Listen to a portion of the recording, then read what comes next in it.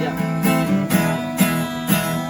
Kasadyalitak na dapit sa kahimayan, mauraya mong nakita ang kanakoy masanagon.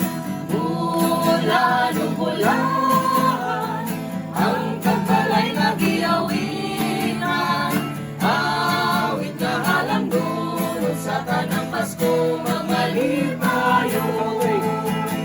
Bagong tuig, bagong kinabuhi, tuyo sa atong mga pagbati, atong awiton ug atong laylayon aron mamalipayon. Kasadyalitak na dapit sa kahimayan, mauraya mong nakita ang kanakoy masanagon.